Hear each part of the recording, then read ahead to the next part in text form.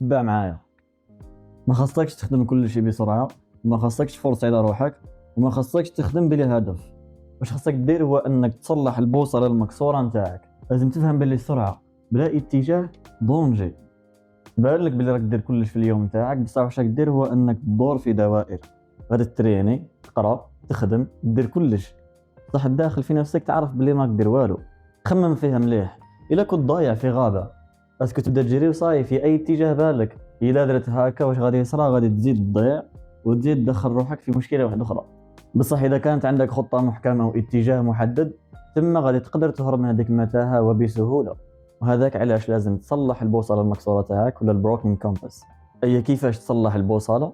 نبداو بحاجه سهله. اولا لازم تحدد النجم القطبي تاع كل يوم، وهي اهم مهمه لازم تديرها في اليوم تاعك. ثانيا لازم تحدد جهه الساوث، وهي اهم حاجه خصك تيفيتيها في اليوم تاعك، سواء كانت عاده سيئه ولا حاجه كنت ديرها تخلص منها. موراها غادي تبدا تخدم، تقلع كاع المشتتات وتكمل المهمه اللي راها موراك. بصح ما تنساش اهم حاجه، وهي التوكل على ربي والدعاء. واذا راك حاب تبدل في حياتك ما تنساش تخلي فولو. هاي درك نوض تخدم، راك روطار.